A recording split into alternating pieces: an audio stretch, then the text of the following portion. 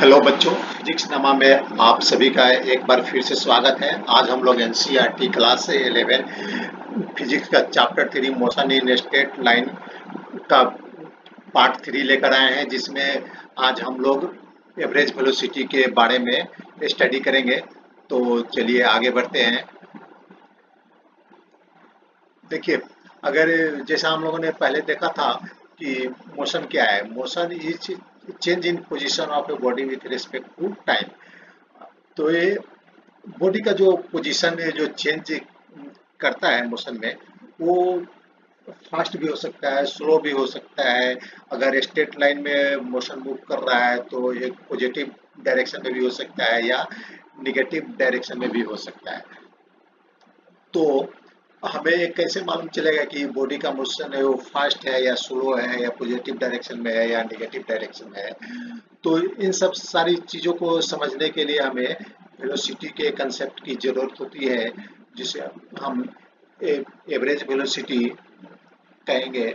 और average velocity को हम लोगों ने डिफाइन किया है मान भी average velocity equal to final position. मान लेते हैं बॉडी का फाइनल पोजीशन x2 है minus x1 divided by t2 minus t1 at time interval equal to हो गया ये delta x divided by delta t। और इसका जो यूनिट होता है ये मीटर पर सेकेंड। और यह एक वेक्टर क्वांटिटी होता है, इसका डायरेक्शन होता है। तो अगर ये मान लें कि ये स्ट्रेट लाइन में मूव कर रहा है तो हम दो डायरेक्शन कंसीडर कर सकते हैं, एक पॉजिटिव डायरेक्शन और एक निगेटिव डायरेक्शन। तो अगर हमें, जैसा हमने देखा कि अगर हमें एवरेज वेलोसिटी निकालना है तो इसके लिए हमें फाइनल पोजीशन और इनिशियल पोजीशन और टाइम इंटरवल की जरूरत पड़ती है। तो अगर ये हमें मालूम है तो हम एवरेज वेलोसिटी निकाल सकते हैं। और हम दूसरे तरह से भी एक एवरेज वेलोसिटी निकाल सकते हैं। अगर हमें पोजीशन टाइम का ग्राफ दिया हुआ है तो हम उस ग्राफ के थ्रू भी हम एवरेज वेलोसिटी निकाल सकते हैं। तो चलिए हम एक केस कंसीडर करते हैं जिसमें वो कार का मोशन का वेलोसिटी को दर्शाया गया है। तो देखिए, एक केस है, consider the motion of a car that start from rest, ये रेस्ट पर है at the origin and picks up speed till t equal to 10 second. और 10 सेकेंड तक अपना ये स्पीड पिकअप करती है, यानी 10 सेकेंड तक स्टार्ट करने के बाद वो एक्सेलरेशन लेती है and thereafter moves with uniform speed till t equal to 18 second. और 18 सेकेंड तक 10 से 18 सेकेंड तक वो यूनिफॉर्म मोशन में मूव करती है। Then the brakes are applied and the car stops at t equal to 20 second. और उसके बाद 18 सेकेंड के बाद कार में ब्रेक लगाया जाता है और ब्रेक लगाने के बाद वो 20 सेकेंड पर पहुंचकर कार रुक जाती है। उस समय उसका पोजीशन 296 मीटर है। तो आइए हम भी इसका एक ग्राफ बनाते हैं। जो देखिए, कार जो मोशन कर रही है, रुकी हुई थी, उसके बाद कुछ देर के बाद वो पिकअप लेने के बाद वो यूनिफॉर्म मोशन की और उसके बाद वो रुक गई। तो ये अगर इसका हम ग्राफ बनाएंगे तो हमारा ग्राफ इस टाइप का होगा। ये देखिए, हमारा ये टी एक्सिस है, इस डायरेक्शन में हम टी लिए हैं और इस डायरेक्शन में पोजीशन। तो देखिए 0 से 10 सेकेंड तक, 0 से 10 सेकेंड तक ये कार पिकअप लेती है। तो यहाँ देख रहे हैं कि जब कार पिकअप ले रही है उस समय ये जो पोजीशन टाइम का ग्राफ है ये कर्व है और ये अपवर्ड कर्व है। और हम देख रहे हैं कि शुरू में ये पोजीशन बहुत स्लो चेंज हो रहा है, लेकिन जैसे जैसे टाइम बढ़ते जाता है ये पोजीशन का चेंज का जो रेट है वो भी इंक्रीज करते जाता है। और 10 से लेकर ये हमारा 10 सेकेंड है और 10 से लेकर 18 सेकेंड तक ये देख रहे हैं कि हमारा जो ग्राफ है ये स्ट्रेट लाइन है। तो यहाँ से लेकर 10 से 18 सेकेंड तक जो ग्राफ स्ट्रेट लाइन है उससे मालूम चलता है कि ये जो बॉडी का मोशन है यूनिफॉर्म है, यहाँ 10 सेकेंड से लेकर 18 सेकेंड तक। और उसके बाद जो ब्रेक अप्लाई किया जाता है 18 सेकेंड के बाद, तो वो 20 सेकेंड पर आकर वो कार रुक जाती है। यहाँ आकर वो कार रुक गई। तो रुकने के बाद कार का जो ग्राफ है वो टी एक्सिस के पैरेलल है, यानी टाइम के साथ साथ उसका पोजीशन चेंज नहीं हो रहा है। अच्छा, जब हम ब्रेक अप्लाई किए तो यहाँ पर एक कर्व बन गया है। ये ग्राफ जो है एक कर्व है, लेकिन कर्व डाउनवर्ड डायरेक्शन में है। और जब हम पिकअप ले रहे थे उस समय ये कर्व अपवर्ड डायरेक्शन में था। तो दोनों एक दूसरे के अपोजिट है, क्योंकि एक्सेलरेशन में वो ये वेलोसिटी इंक्रीज कर रहा है, और जब कार में हम ब्रेक लगाते हैं उस समय उसका वेलोसिटी वो डिक्रीज करने लगता है। तो अगर हमें इस ग्राफ को कंसीडर करके हमें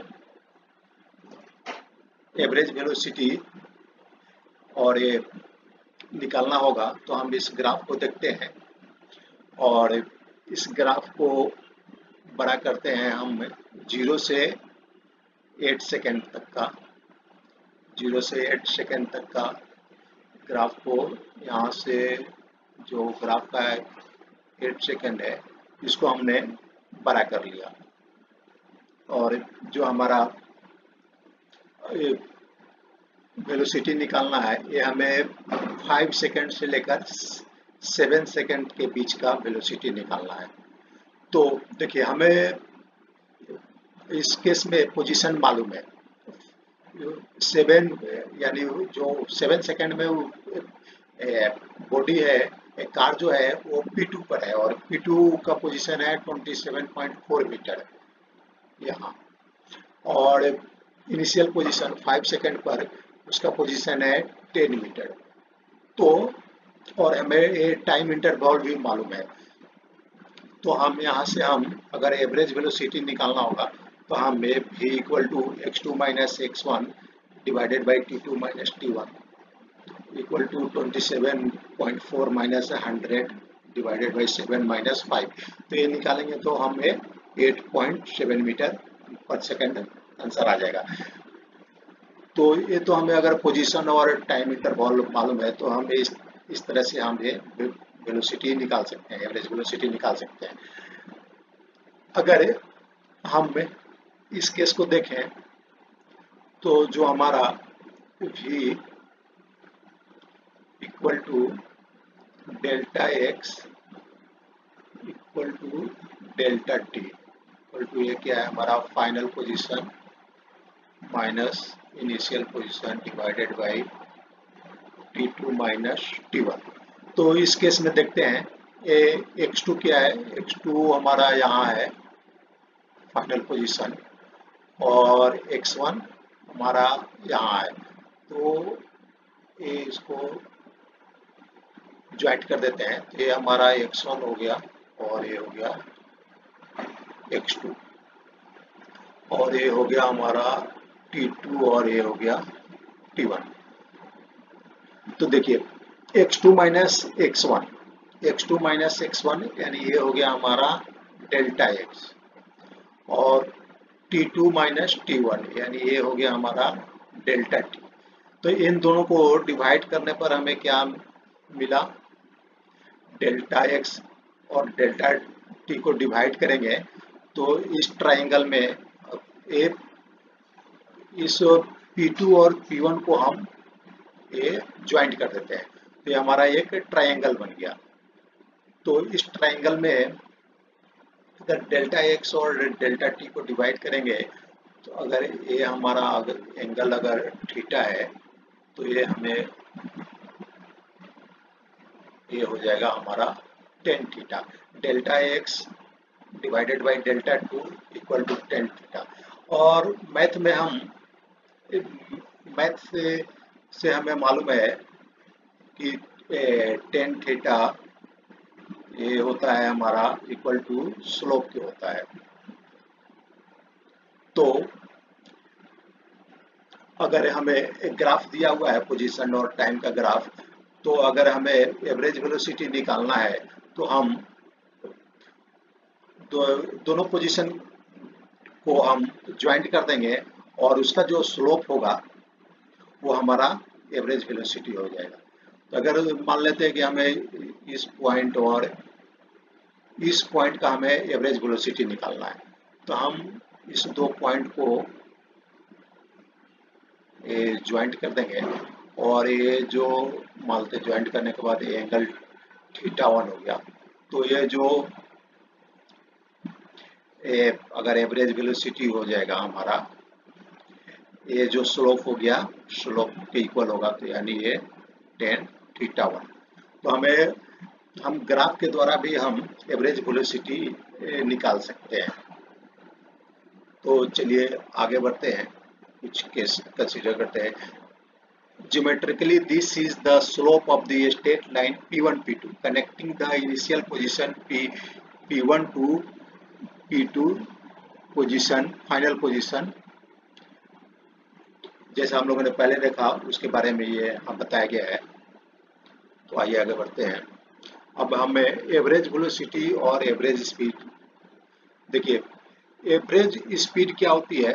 एवरेज स्पीड हो गया टोटल पाथ लेंथ को हम टोटल टाइम इंटरवल से डिवाइड करेंगे तो हमारा एवरेज स्पीड मालूम चल जाएगा। तो एवरेज स्पीड में हमें डायरेक्शन की जरूरत नहीं पड़ती है। एवरेज स्पीड हमारा ये स्केलर क्वांटिटी है। और एवरेज वेलोसिटी में हम टोटल पाथ लेंथ की जगह हम डिस्प्लेसमेंट ले लेंगे, यानी डिस्प्लेसमेंट यानी final position minus initial position, और उसको टाइम इंटरवल से डिवाइड कर देंगे तो एवरेज वेलोसिटी हमारा ये मिल जाएगा। तो आइए कुछ केस कंसीडर करते हैं, कुछ एग्जांपल लेकर इसको सॉल्व करते हैं। ये हमारा कार इनिशियल पोजीशन पर है और ये कार मूव करके ये 360 मीटर गई। इसमें देखिए हमारा ये दो तरह का मूवमेंट हुआ। एक में कार 0 से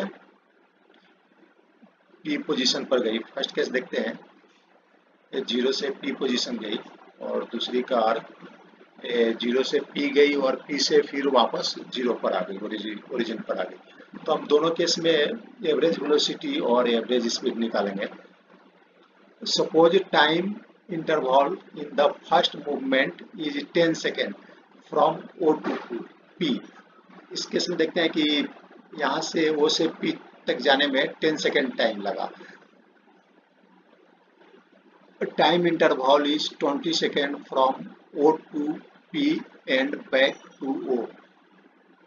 और सेकेंड केस में टाइम इंटरवल O से P जाने में और P से O तक आने में 20 सेकेंड लगा। तो देखिए फर्स्ट केस में average speed total path length divided by total time interval, तो ये हमारा हो गया 360 पोजीशन। इसका जो पोजीशन था 360 मीटर था, तो 360 को 10 से डिवाइड करेंगे तो 30 मीटर पर सेकंड आ गया फर्स्ट केस में। ये एवरेज स्पीड और एवरेज वेलोसिटी हो गया displacement divided by time interval. तो फर्स्ट केस में डिस्प्लेसमेंट भी हमारा 360 मीटर ही है, तो 360 को 10 से डिवाइड करेंगे तो 36 मीटर पर सेकेंड। तो ये दोनों इस केस में देख रहे हैं कि हमारा एवरेज स्पीड और एवरेज वेलोसिटी दोनों सेम है, इक्वल है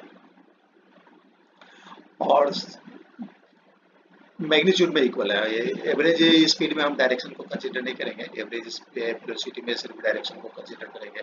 तो ये एवरेज स्पीड का डायरेक्शन अगर इस डायरेक्शन को हम पॉजिटिव लें तो ये पॉजिटिव डायरेक्शन में है। और सेकंड केस को लेते हैं। सेकंड केस में एवरेज स्पीड निकालते हैं। तो average speed total path length, तो इस केस में टोटल पाथ लेंथ हो गया O से P तक गया और P से O तक आया, तो ये टोटल पाथ लेंथ हो जाएगा 360 प्लस 360 से 720 डिवाइडेड बाय 20 सेकेंड। तो इस केस में हमारा ये एवरेज स्पीड हो गया 36 मीटर, 36 मीटर। और एवरेज वेलोसिटी इस केस में हो जाएगा displacement divided by time interval. तो डिस्प्लेसमेंट हमारा जीरो है, देखिए इनिशियल पोजीशन और फाइनल पोजीशन इस कार का जीरो है, और उसको 20 से डिवाइड करेंगे तो हमारा ये एवरेज वेलोसिटी भी जीरो आ गया। तो इस केस में देखिए दोनों इक्वल नहीं है। तो देखिए average velocity can be positive और negative depending upon the sign of the displacement. तो एवरेज वेलोसिटी पॉजिटिव और नेगेटिव हो सकता है। मान लीजिए स्ट्रेट लाइन में कोई बॉडी मूव कर रहा है तो हम किसी एक डायरेक्शन को हम पॉजिटिव कंसिडर कर लेंगे और दूसरे उसके अपोजिट डायरेक्शन को नेगेटिव। जैसा इस केस में लेते हैं, ये हमारा एक्स एक्सिस है, अगर ये ओरिजिन है, ओरिजिन से अगर पॉजिटिव एक्स डायरेक्शन में कोई ऑब्जेक्ट मूव कर रहा है तो हम उसे एक पॉजिटिव वेलोसिटी मान लेंगे। अगर नेगेटिव डायरेक्शन में मूव कर रहा है तो ये नेगेटिव मान लेंगे। तो जैसा हमारा पहला केस था, फर्स्ट केस में जो कार पॉजिटिव डायरेक्शन में जा रही थी तो उसका हम ग्राफ बनाएंगे तो इस टाइप का ग्राफ आएगा, पॉजिटिव ग्राफ इस टाइप का आएगा, जो ओरिजिन से स्टार्ट होकर ये टाइम के साथ ये पॉजिटिव डायरेक्शन में ये बढ़ते जा रहा है। और दूसरा केस जो नेगेटिव डायरेक्शन में बॉडी मूव कर रही थी उसका ग्राफ ये एक्स यहाँ पर था, यहाँ से ये नेगेटिव डायरेक्शन में मूव कर रही है तो इसका ग्राफ ये स्लोप डाउनवर्ड आ गया। अगर वो बॉडी स्टेशनरी है तो इसका ग्राफ ये एक्स और टी का ग्राफ इस टाइप का होगा।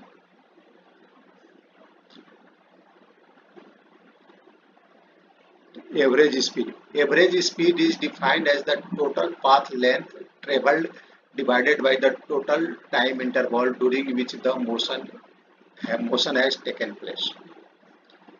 तो चलिए हम एक जो एनसीईआरटी बुक में जो एग्जांपल 3.1 है उसको सॉल्व करते हैं। इसमें क्या दिया हुआ है, a car is moving along a straight line से ओपी इन द फिगर 3.1। ये हमारा 3.1 फिगर हो गया।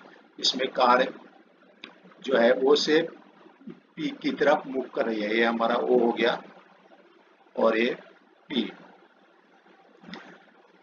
तो मूव से O two P in 18 second, यहाँ से यहाँ जाने में उसको कितना टाइम लगा, 18 सेकेंड टाइम लगा। And returns from P to Q in 6 second, और पी से वो वापस आती है क्यू तक 6 सेकेंड में, यहाँ से यहाँ वो 6 सेकेंड में वापस आ जाती है। What are the average velocity and average speed of the car in going from O to P? हमें एवरेज वेलोसिटी और एवरेज स्पीड निकालना है दो केस में, पहला में O से P तक में और दूसरा केस में from O to P and back to Q, O से P और P टू Q यहाँ तक। जैसा हम लोगों ने इसके पहले वाला एग्जांपल में देखा था उसी टाइप से हम इसको निकाल सकते हैं। देखिए एवरेज वेलोसिटी क्या हो गया, average velocity displacement divided by time interval. तो फर्स्ट केस में ओ से पी तक का डिस्प्लेसमेंट था 360 मीटर, इसको 18 से डिवाइड कर देंगे तो हमारा ये 20 मीटर पर सेकेंड हो गया। और एवरेज स्पीड हो गया path length divided by time interval. तो पाथ लेंथ भी सेम ही है 360 मीटर डिवाइडेड बाय 18, तो ये 20 मीटर पर सेकेंड है। इस केस में दोनों एवरेज वेलोसिटी और एवरेज स्पीड दोनों सेम आया, दोनों का मैग्नीट्यूड सेम है। एवरेज वेलोसिटी में हम डायरेक्शन कंसीडर करेंगे। तो thus in this case the average speed is equal to the magnitude of average velocity. अब सेकेंड केस लेते हैं। सेकेंड केस में average velocity equal to displacement divided by time interval. तो इसमें हमारा जो डिस्प्लेसमेंट है 240 मीटर आ जाएगा। हम यहाँ से यहाँ तक 360 मीटर गया और यहाँ वो रिटर्न आ गया 240, तो फाइनल पोजीशन ये हो गया, हम फाइनल पोजीशन 240 मीटर हो गया, तो हम डिस्प्लेसमेंट हमारा ये 240 मीटर हो गया, 240 मीटर। और टाइम कितना लगा, 18 प्लस 6 सेकेंड, तो ये हो गया 24 सेकेंड। तो 24 सेकेंड को 240 को डिवाइड करेंगे तो 10 मीटर पर सेकेंड हमारा एवरेज वेलोसिटी आ गया। और एवरेज स्पीड को अभी भी हम इसी तरह निकाल सकते हैं। एक टोटल पाथ लेंथ हमारा हो गया, इस केस में अगर हम पाथ लेंगे तो पाथ हमारा ओरिजिन से पहले 360 मीटर तक गया, फिर 360 मीटर से 240 तक आया, तो ये हमारा पाथ लेंथ हो जाएगा 360 प्लस यहाँ से यहाँ का जो पाथ लेंथ होगा,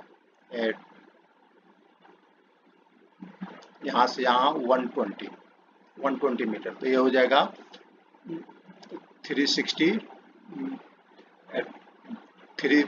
480 डिवाइडेड बाई 24, ये हो गया 20 मीटर पर सेकेंड। तो देखिए एवरेज स्पीड हो सकता है कभी बड़ा भी हो सकता है एवरेज वेलोसिटी से मैग्नीट्यूड में, और कभी इक्वल भी हो सकता है, लेकिन जो एवरेज स्पीड है वो कभी भी एवरेज वेलोसिटी से छोटा नहीं होगा। तो चलिए हम आज का वीडियो हम यहाँ पर समाप्त करते हैं। Thank you.